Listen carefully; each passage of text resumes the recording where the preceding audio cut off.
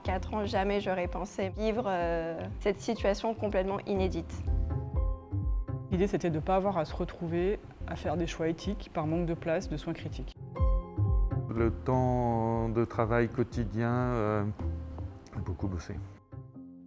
Les premières semaines, donc juste avant le confinement, on sentait déjà une ambiance pesante à l'hôpital. On a fait un peu comme une médecine de guerre, c'est-à-dire qu'on a réaménagé notre service. La particularité, c'est le peu de temps que nous avons eu pour nous préparer, à savoir quelques jours entre le moment où on a pris la décision de le faire et le moment où on devait être prêt. On a dû créer des lits avec à la fois des respirateurs, c'est ça l'élément qui détermine que c'est un lit de réanimation, et puis tout l'équipement humain et matériel et médicamenteux qui va avec. Normalement, nous avons 10 lits de réanimation, là on est passé à 39 lits, donc il y a eu une transformation de l'hôpital. Les 3 premières semaines, on a dû un peu se dédoubler. Travailler 2 fois plus pour former les infirmiers qui sont venus en renfort dans notre équipe. C'est une unité qui est maintenant prise en charge par des soignants paramédicaux qu'on a reformés en réanimation, donc il y a notamment pas mal d'IAD qui travaillent, avec également un partenariat des infirmiers de réanimation pour être toujours en binôme. Et on a fait la même chose au niveau des équipes médicales, c'est-à-dire qu'on a mixé les équipes d'anesthésie et de réanimation pour pouvoir travailler tous ensemble. Il y a ceux qui ont été postés dans un poste différent de la commandance habituelle. Et il y a une équipe de volontaires qui s'est constituée avec des médecins qui étaient plutôt en fait désœuvrés à ce moment-là. Très tôt, on a mis en place une équipe dénommée entre guillemets petite main pour aller aider en réanimation. Quand tu veux.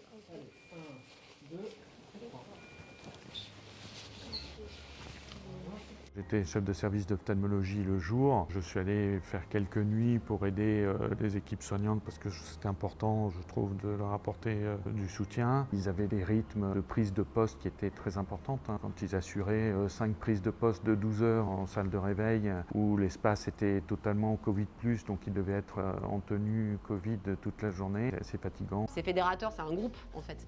Parce qu'on se dit que si on ne vient pas travailler, ça met en difficulté l'équipe de jour ou l'équipe de nuit. Ça met en difficulté les patients, ça met en difficulté tout le monde en fait. C'était que sur du volontariat, donc ils n'étaient pas du tout obligés de faire ça. Nous, l'équipe d'ophtalmo par exemple, je sais qu'ils faisaient des astreintes, donc ils faisaient même des nuits pour venir nous prêter main forte.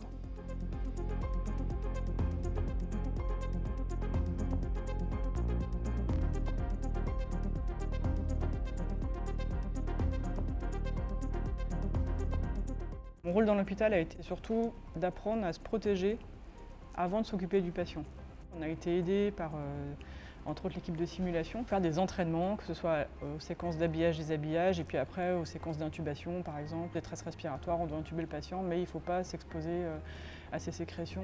Quand on a beaucoup de choses à faire, on peut avoir envie et besoin d'aller vite, et du coup, de rater des étapes, de ne pas prendre le temps de s'habiller complètement. Vous imaginez bien que quand il y a une urgence vitale dans la chambre du patient, souvent, dans le feu de l'action avec l'adrénaline, c'est vrai qu'on se mettait parfois en danger. Donc là, on compte en fait sur nos collègues. En fait, on veille l'un sur l'autre. C'est-à-dire que le collègue du coup rentrait dans la chambre et finissait son habillage. Il lui tendait les lunettes. Enfin voilà, il prenait le relais quoi.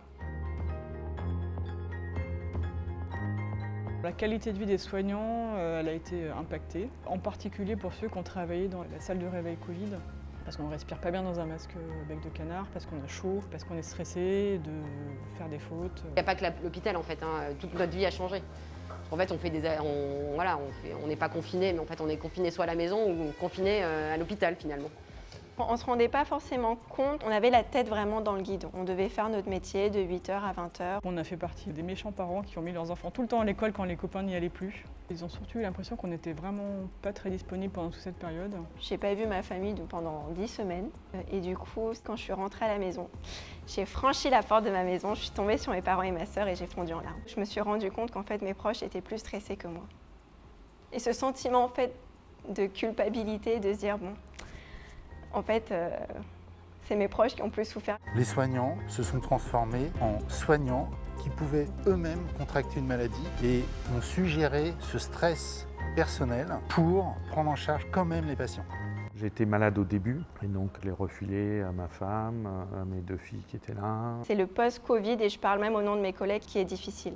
De se dire, bon, la vie reprend son cours, qu'est-ce que ça va être l'hôpital d'après? On est dans une phase de reconstruction, donc de désescalade de ce qui a été mis en place, de réorganisation de la venue de patients en essayant d'optimiser la sécurité pour eux, pour les soignants et pour les autres patients. Ça nous a permis de mettre en lumière notre métier Mais il faut souligner que voilà, la crise ou le Covid sera peut-être fini, mais nous, on continue de faire ça tous les jours. Merci.